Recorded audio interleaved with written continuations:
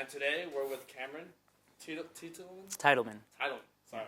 So he's actually a Stanford class of 2010 alum, majored in MS&E, and since then he's the founder and CEO of StartX. So StartX at this point has raised over $1.5 billion since its beginning, and has supported over 700 founders, and it's built over 330 companies.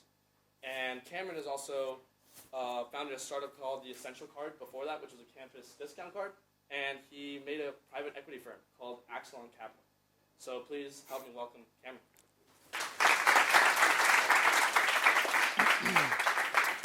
All right. So can you put these guys on?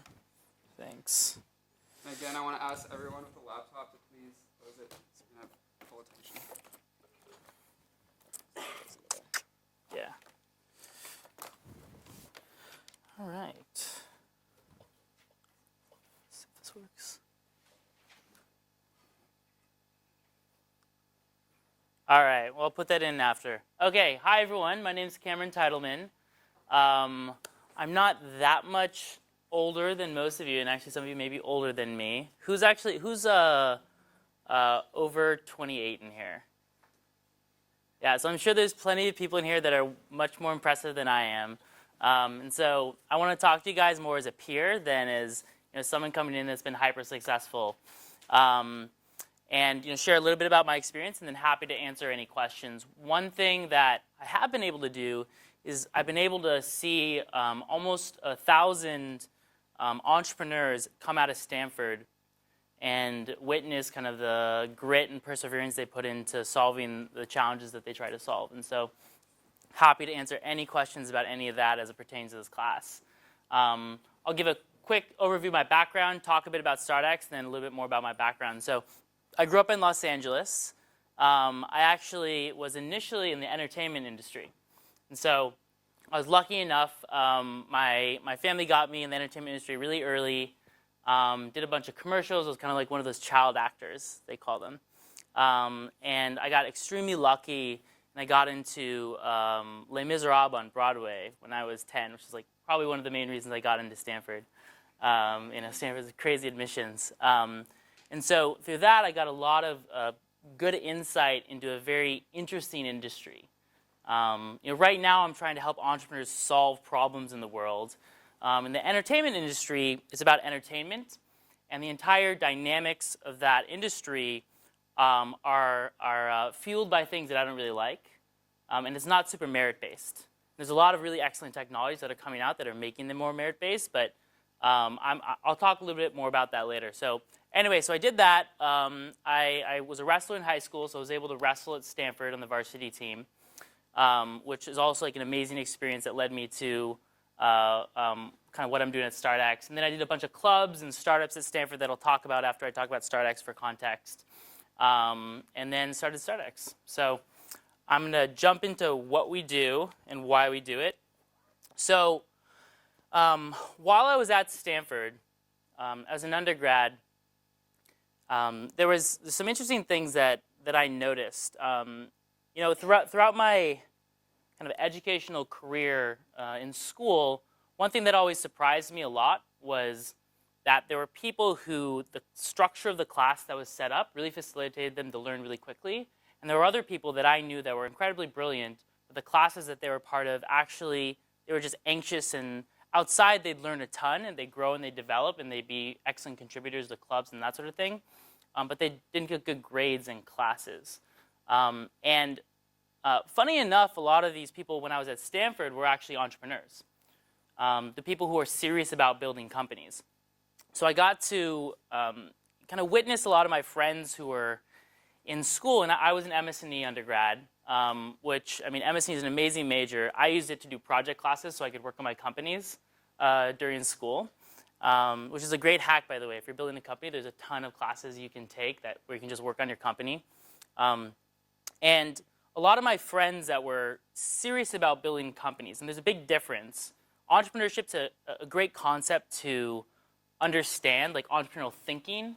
And there's a department here called STVP in the engineering school that's great on helping facilitate entrepreneurial thinking, how you do it in large corporations. And that's a big difference between there's a big difference between that and what I call kind of a committed entrepreneur. It's kind of like, for any of those of you who do varsity sports, there's a big difference between kind of being interested in a sport and doing it for fun versus trying to be an Olympic athlete. So when you're building a company and you're starting a company, the thing that we've seen is that you have to want to be an Olympic athlete at that. You have to want to be the best in the world. So that takes a little bit of a different mindset.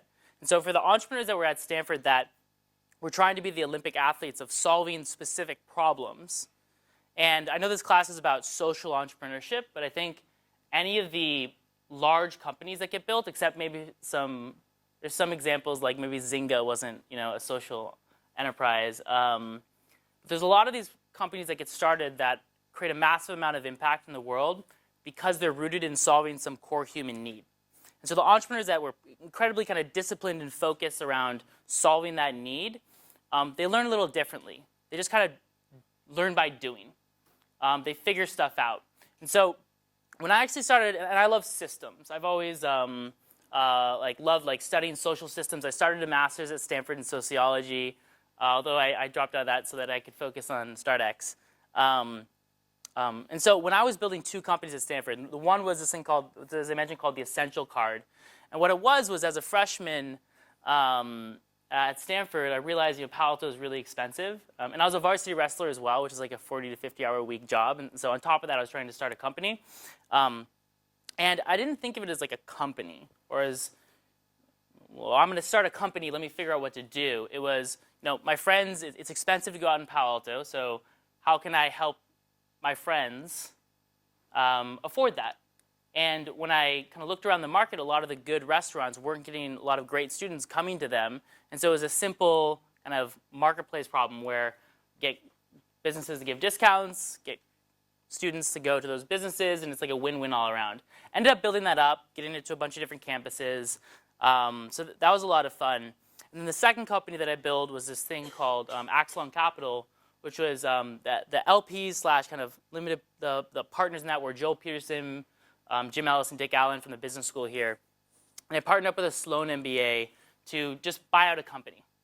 And we're going to buy out a company, fix it up, and turn it around. And those, for those of you that know private equity, basically what it is, for those of you who don't know it, is you buy out a company, you try to fix it up, and do stuff to it, change the management team, different business models, et cetera, and then a couple years later you sell it off.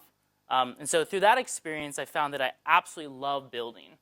I love building companies, and so then so I had these two experiences, and a lot of my friends who were building companies, we would get together and we'd talk about how to help each other, or what things we could learn, what resources we have access to, and through that experience, what I realized was the structures in Silicon Valley, the actual resources for entrepreneurs, and the resources for entrepreneurs to learn at Stanford or universities in general were actually not necessarily designed for entrepreneurs.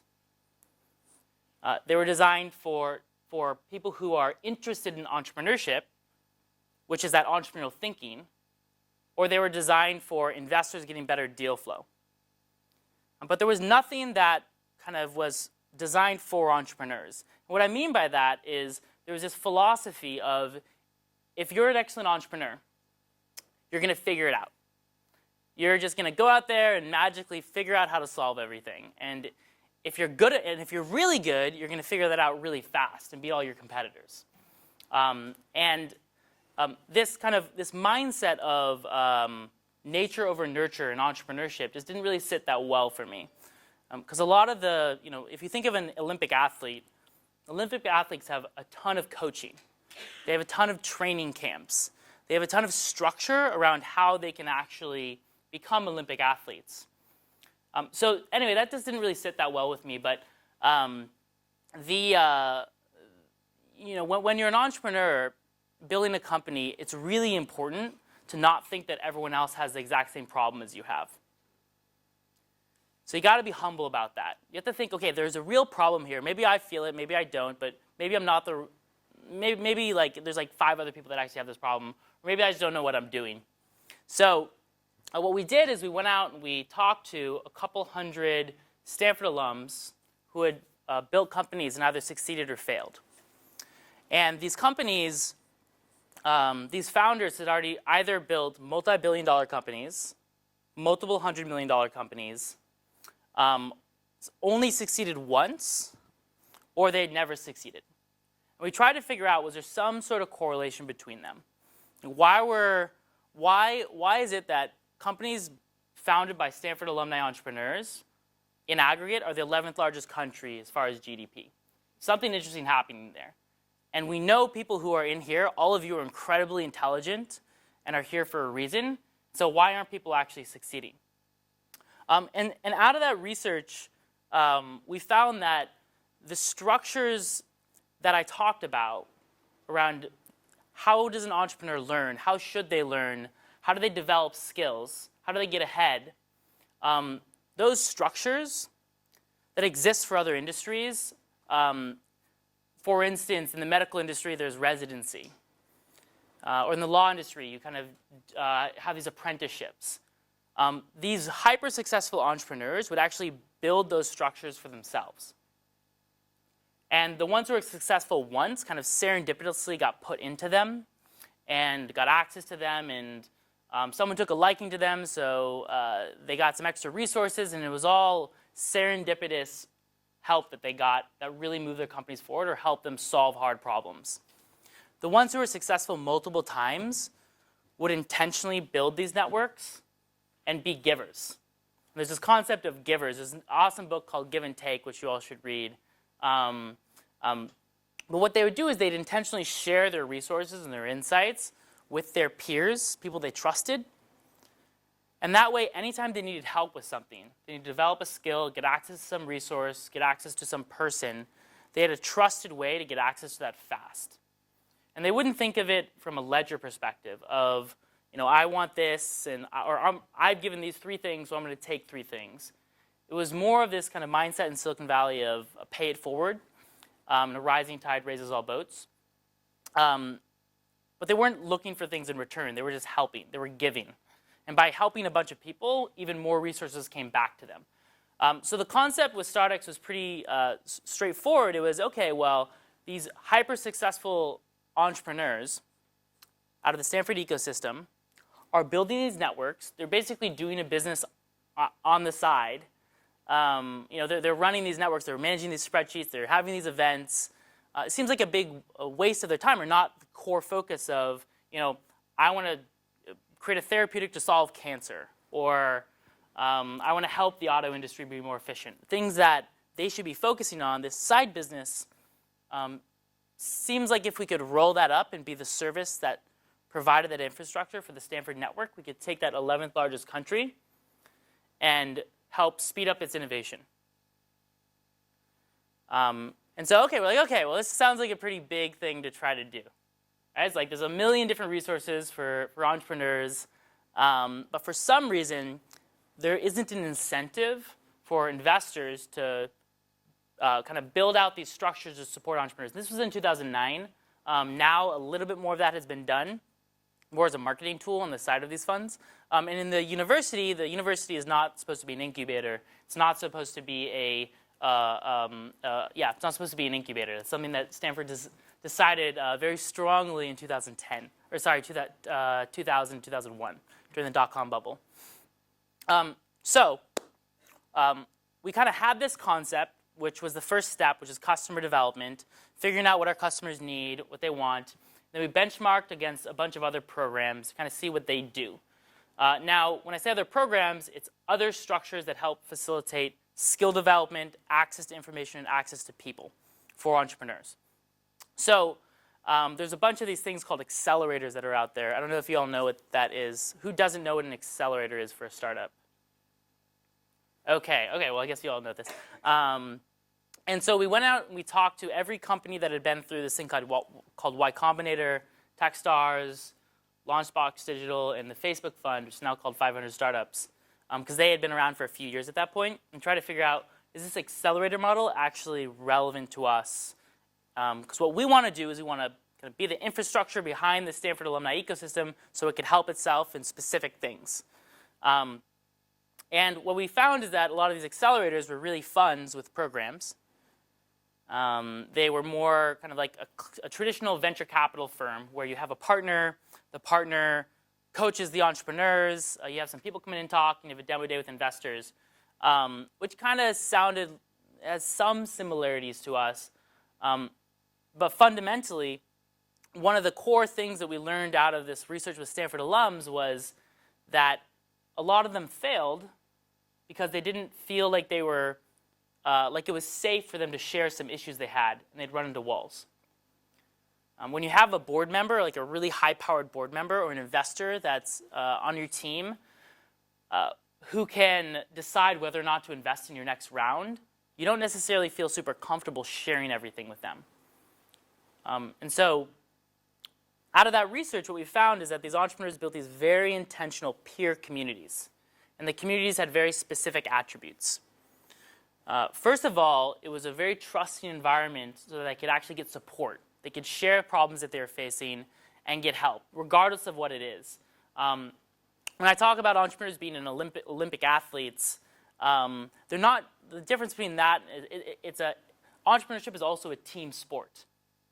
And so it's not just them going by themselves and fighting. They're also spending all day, every day with other people. A co-founder relationship is actually stronger sometimes than marriages. Or you have to like them more than you have to, this is what they say, you have to like them more than you like your spouse, because you're spending way more time with them. And so issues with that person, not being able to share them, is actually very psychologically hurtful and can be very stressful and depressing. And you see all this news now about entrepreneurs, committing suicide, and it's because they don't have an outlet. There isn't an outlet for them to actually share these crazy problems that they're facing with someone that actually relates to it. So creating an environment where it's very comfortable to share things and get support is very important. The second, there's two other attributes that are more on the positive side, which is like getting help with very tactical things, as well as peer motivation. So I know all of you, and here's our mission. I didn't go over that. I'll get into this in a second. These peer networks, again, have these three attributes: peer support, peer motivation, and peer education, which is just little tactical things that can actually take a ton of your time, but by just asking someone who, you wouldn't ask your investor to help you set up QuickBooks, but you may ask someone else, one of your peers.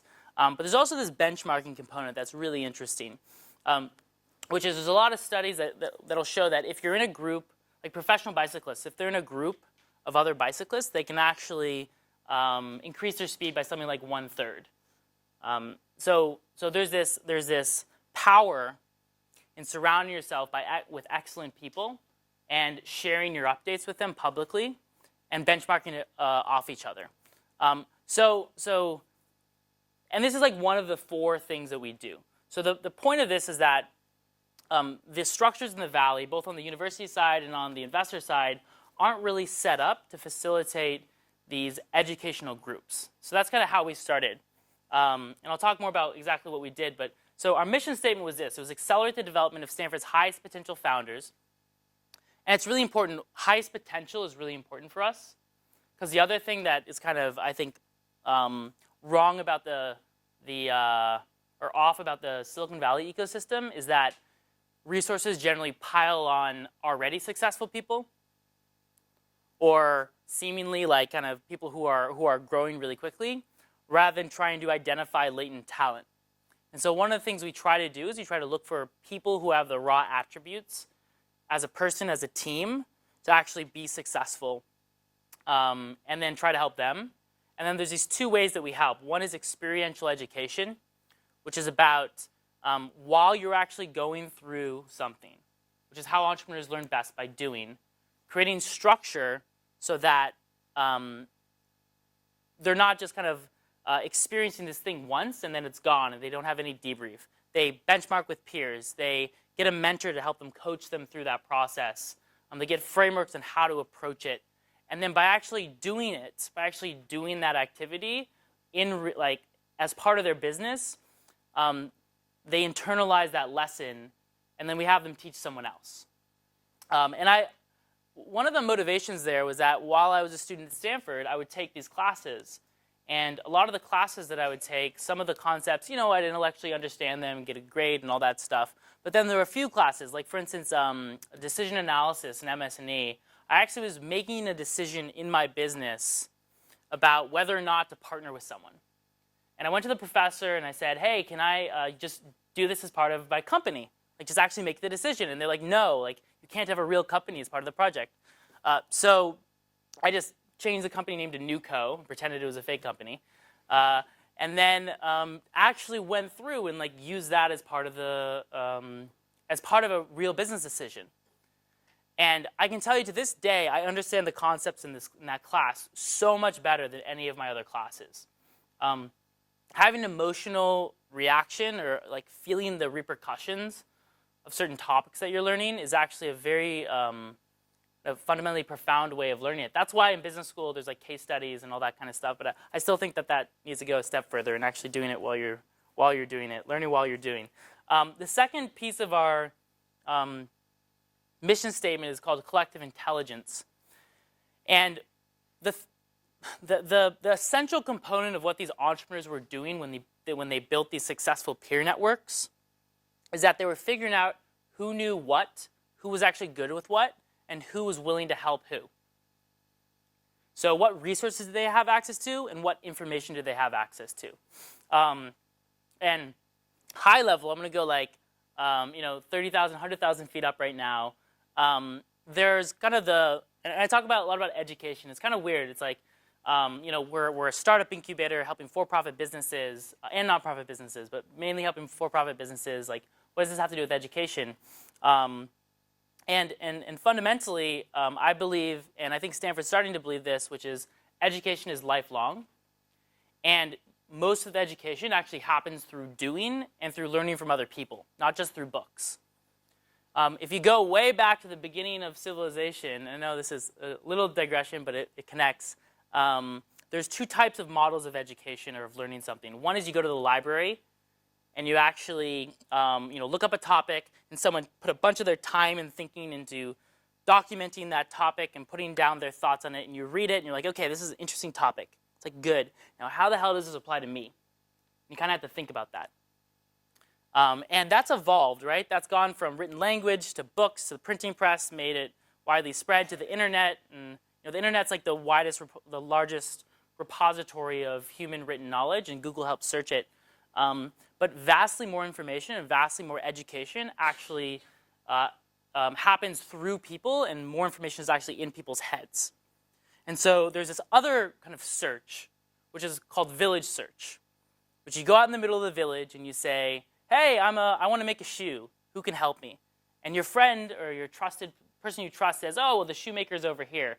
So they can kind of take you on as an apprentice. So it's the apprenticeship model. And so, and that's kind of evolved a little bit to schools and to communities and to companies. But all these entrepreneurs were doing is they were creating a network of people that they could apprentice, that could help kind of step in when they needed help with something, and help them develop a skill by actually being a coach. So what we're trying to do with this experiential education is create those experiences of coaching, and then collective intelligence is trying to map who actually knows what and who's willing to help who. If you can do those two things together, you can create a better ecosystem for people to actually develop skills and get access to information and resources to move their companies forward.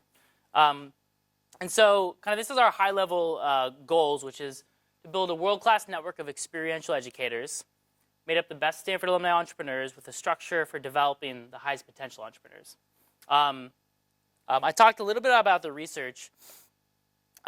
Something that was interesting in the start of this organization that I feel like anything that's important that you work on will have is a lot of resistance, and even resistance from people who you actually are going to help.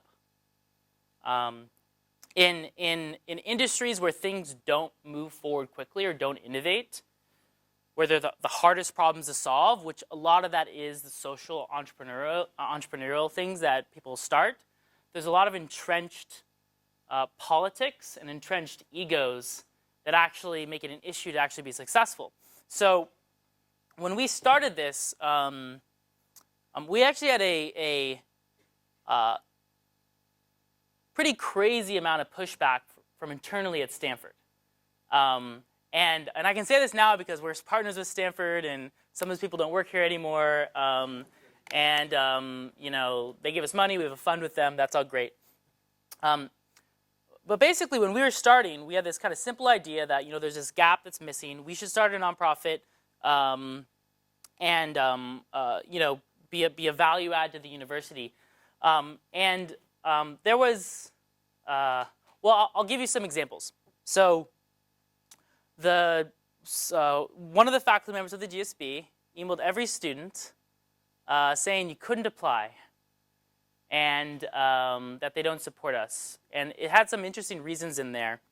One of them was it was a bunch of undergrads that don't know what they're doing. Anyway, there's a bunch of things in there. And then on the other side, we had someone call up every one of our mentors, tell them they can't be involved with us, that they can't help us if they want to be involved in parts of the university.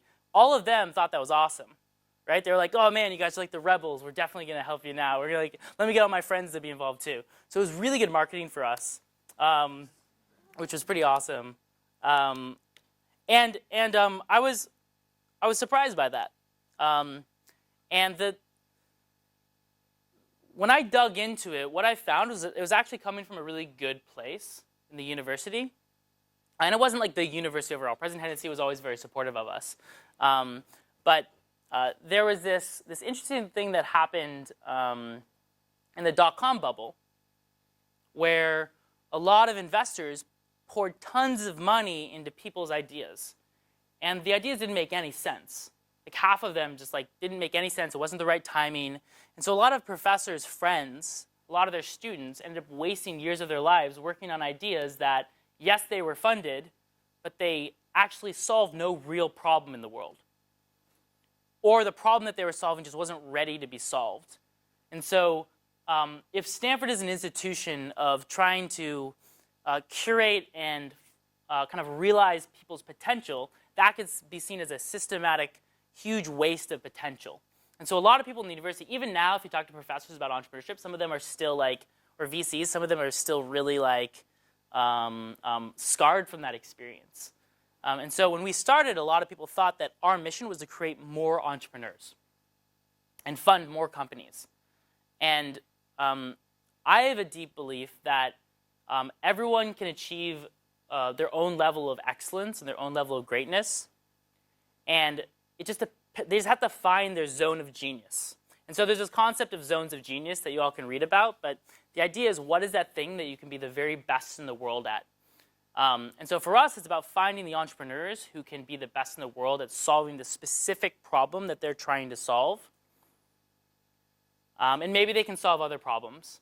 But that's a focus. And so Stanford administration, or at least some of the professors, were worried that we were trying to create more entrepreneurs, where actually we end up trying to create fewer but better. And so luckily, like, you know, as I said, a year and a half after that, the people in one of the departments here turned over and sent us an apology note saying they'd like to atone for their sins and we'd be friends. And so luckily, like, the university is very supportive of us now. But the point there is that we get this problem, this question a lot from our entrepreneurs about when do you know when's the right time to give up. And I think that's a really important thing to think about, which is how much of your life do you actually want to dedicate towards solving a specific problem, one, and two, is it actually really a problem? Like, is there some real pain point that a certain number of people are actually facing that you want to spend a large chunk of your life fighting to solve?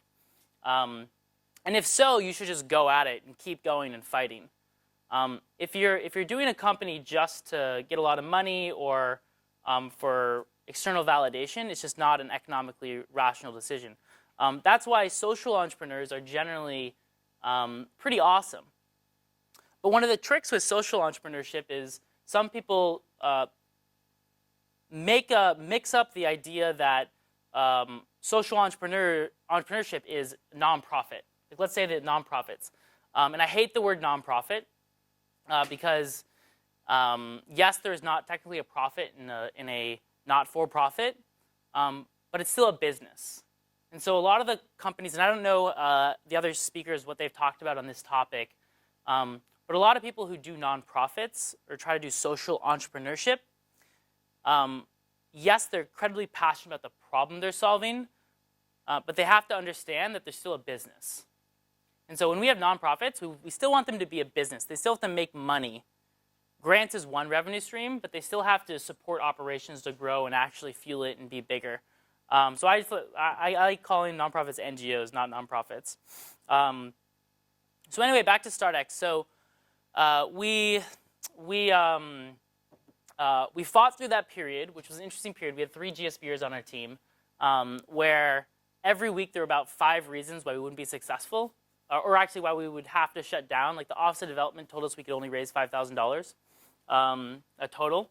So if any of you are doing anything in the university or trying to push forward something, just know that a lot of the structures in the middle of the university are set up to maintain this organization as a couple 100-year institution. It doesn't mean things can't happen.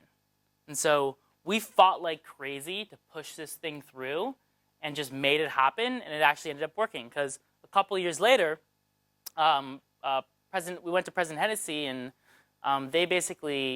we asked them to support us and give us grant funding. What they came back with is that now they're giving us, remember we could only raise $5,000. Now they're giving us $1.2 million a year for operations on top of our other stuff, and we have a fund with them. And the fund is called the Stanford StartX Fund. Any company who goes through StartX, Stanford University, which out of their, and Stanford Hospital, which is a separate company, they're part of this fund, and we'll invest in 10% of the rounds of any of the companies. So if they raise $1 million, we'll put $100,000 in. If they'll raise $50 million, we'll put $5 million in. And to date, it's been 2.5 years. It's been around. We've done $77 million invested in 220 companies, around 180 deals. So we've kind of follow on in companies. And so over the past 5 years, we've been able to see a lot of different types of companies. We've, can I get this back on? Okay, thank you. We've had, so you kind of mentioned the stats. We've had over 330 companies. They've raised 1.5 billion, not StartX as an organization. That'd be nice. But as the founders have raised that much, which is pretty awesome. Thank you. Created a lot of jobs. We're actually up to over 3,000 jobs. Lots of great mentors. We have the fund, which I mentioned. Industry agnostic. So there's we invest along a lot of top VCs. But the interesting thing for me is this education actually effective? Are we just skimming off the best entrepreneurs, and just because they're the best entrepreneurs, they're going to be the best? We're actually making a dent. And so, and also, are we making a dent in a way that actually helps these entrepreneurs not only now, but over the course of their life? So we have some metrics to that extent. I think we're still early. It's like 5 years in.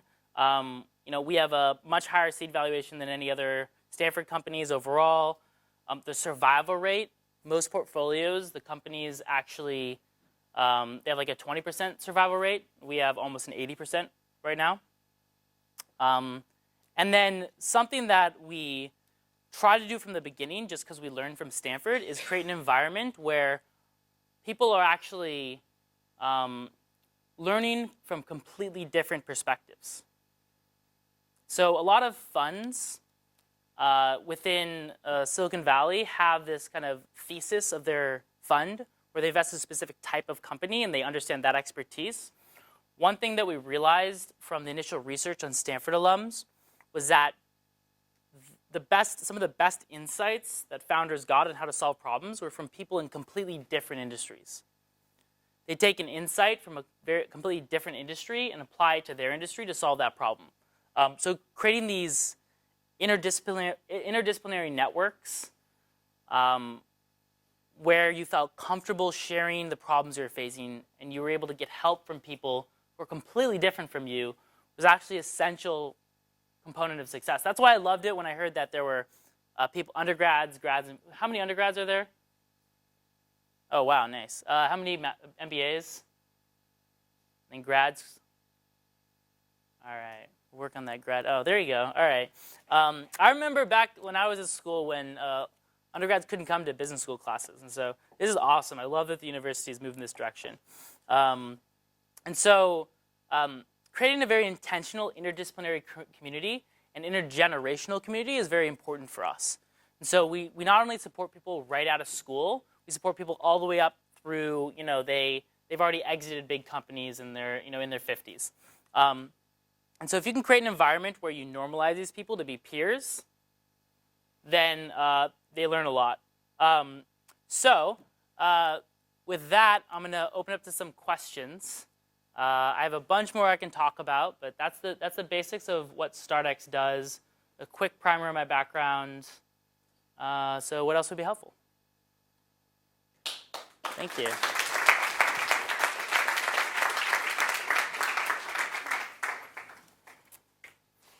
Yes. So you said that you focused on wanting to find high potential entrepreneurs, and you're like, are we just getting the best entrepreneurs, and that's why they're succeeding? How do you tell that? How is your application process different from other accelerators to try to pick out people that have high potential as opposed to just people that are already going to be successful on their own? Yeah. I mean, this is. Can you please repeat the question? Oh yeah. So the question is, how do we structure our application process to not only get people who are already going to be successful without us, but actually find kind of raw talent or people who may otherwise get passed up. Is that okay?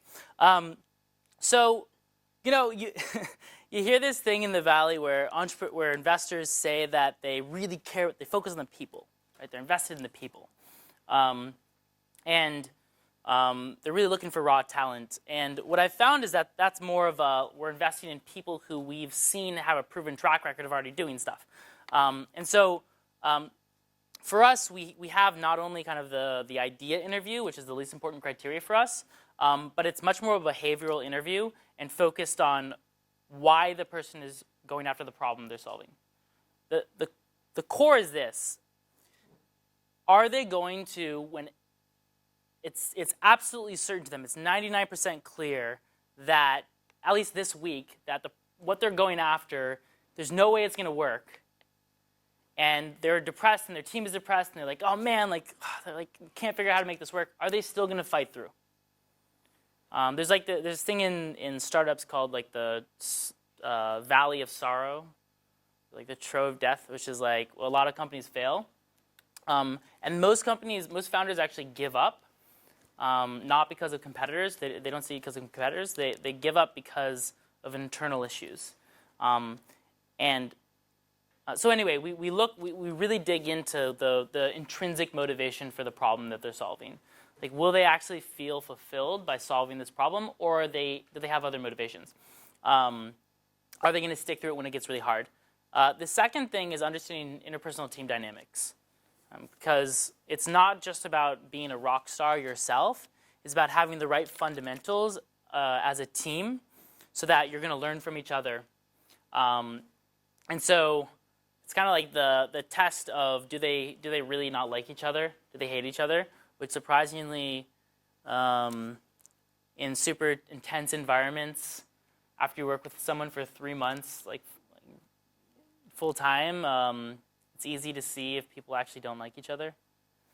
Or in these dynamics where there's a professor and a PhD, and the professor has 90% of the equity for whatever reason, and they don't really respect the PhD who's actually fully building the company as a CEO. And we see a lot of that out of Stanford. And then there's this other component, which we have this cultural interview, where we look for what we call mentorability. But also, which is just are they okay listening? It's kind of a listening ability.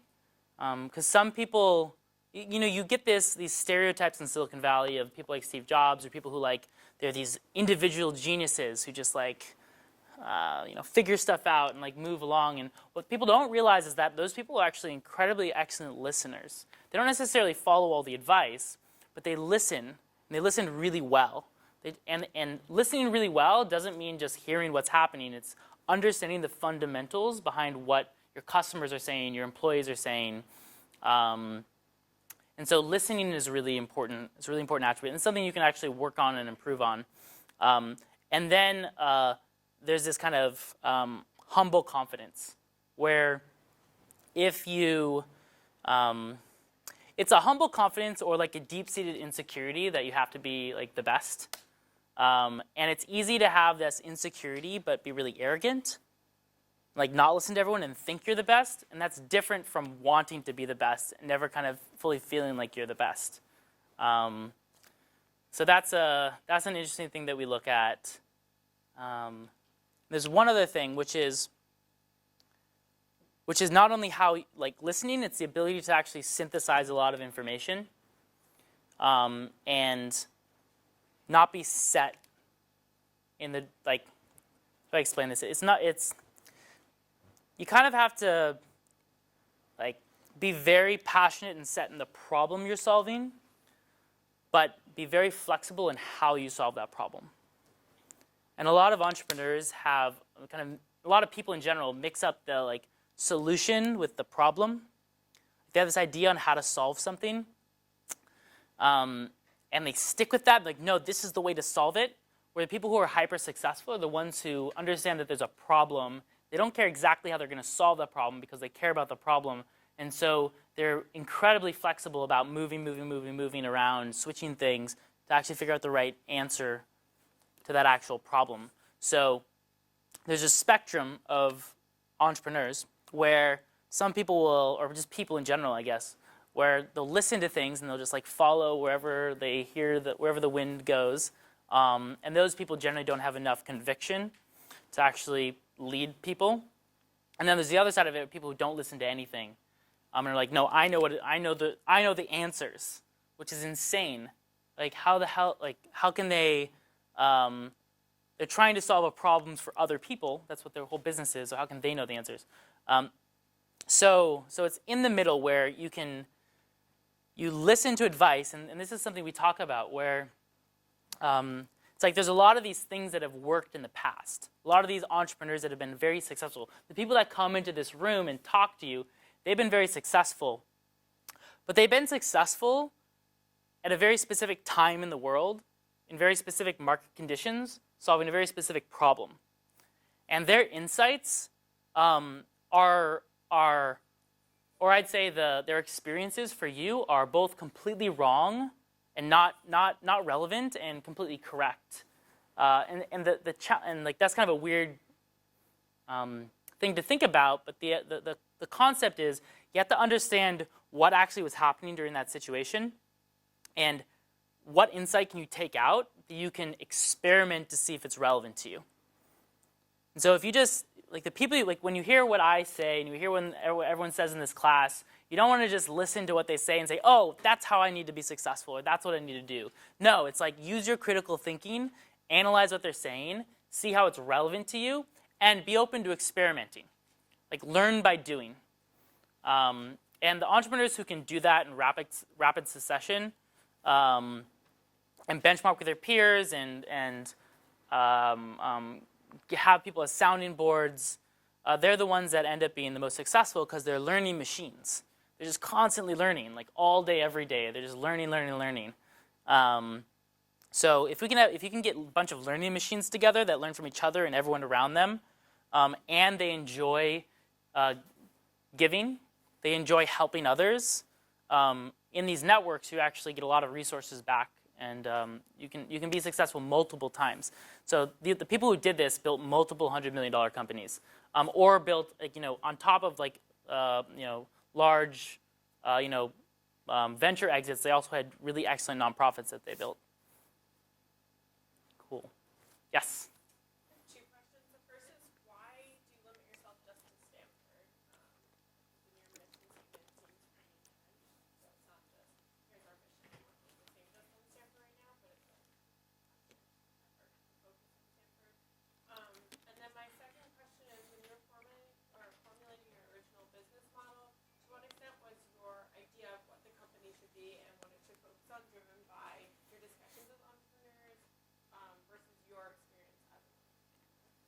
So the Cameron, can you please?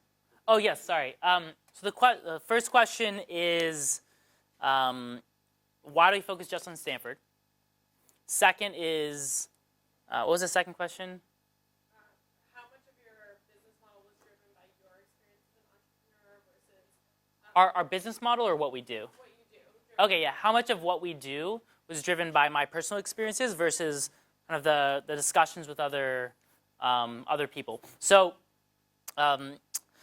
let's see. So I'll start out with the second one first, which is how much of my experiences actually led to this. So I felt the problem personally, but I've always kind of felt like I personally and everyone should really focus on how they can make the most impact in the world. And so if it was just a problem for me, then that wouldn't have been the thing that allowed me to make the most impact in the world. So I knew that there was a problem. I knew that the problem was for me and a few of my friends going out and researching how if other people had this problem. That made me flip over to like, okay, let me put my company to the side and focus on solving this problem fully. And then it was all the research after that that actually was how we solved the problem. And our initial program was just, and our initial kind of structure was just the MVP. It was, this is how we're going to start. We think of a hypothesis that this is going to work, but potentially it won't work. So let's iterate like crazy. Let's build a very strong culture of feedback so that everything we do, we get feedback on and just constantly improve. And so what we do now is very different from what we started with. It's solving the same problem, but it's just solving it in a different way at a larger scale. So we have like 120 companies a year now that we're supporting. And then trying to also support all the companies through the course of the person's career. And so that's like the, how much of it was, did that answer the question? Okay, and then as far as Stanford goes, so we started at Stanford because we were here. And then the question after that was, once we got to this layer, which was, we were helping people right out of school, we had a question that we had to answer, which was, do we go to every other school? Because every single one of them was asking us. Or do we go up the stack to all Stanford alums? And the interesting thing about the type of product we have is we have a network product. We have something that the more high-quality nodes or people that are in it, the higher value it is to anyone in it. And so from a strategic perspective, it just seemed like the smartest thing to do would be to capture the lowest cost, highest value add nodes in the network first, and then go to other places. And so if you look on kind of the what ecosystems the best companies come out of, or the most companies come out of, there's a power law with Stanford where there's it's like twice as many as the second, and then it goes I think twice, like 3 times as many as the fifth, and it goes down like this out of university ecosystems at least. And so our decision was, okay, well let's start on kind of capturing the entire value of the Stanford alumni ecosystem first. And then we did do this thing where we have a visiting founders program where 10% of our class is actually non-Stanford. And we kind of actively source, a little discreetly, but to all these different places, which are the next places. So it just, and then there's this thing that we're building on top of, which is affinity people have towards Stanford, and their alumni group, which breaks down which is pretty easy to break down that with other universities. It's not as difficult to bring them in and have them feel just as strongly towards each other. So the goal now is if we can build this kind of social infrastructure to get all these people in this industry both bought in, mapped, and a way for them to educate each other, that model can be applied to other university ecosystems, other industries, other communities. So yeah, we're still very early. We've had some level of success, but we have a lot to go. But that's why. But it's not in our IRS mission statement, just our current mission statement. Yeah. We'll do one more question. All right.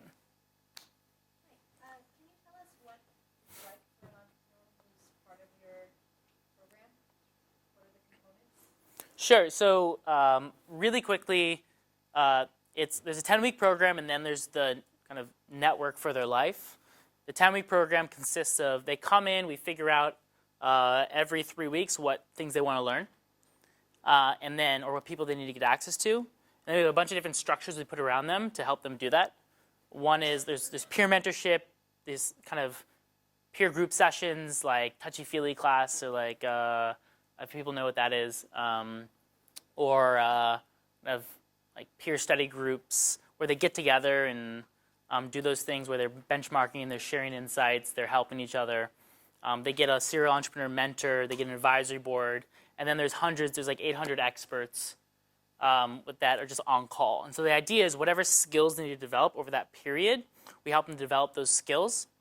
And then through that, we're teaching them how to utilize our resources for the course of their career. So they can, basically we're like a concierge service. They can constantly ask us for help after that.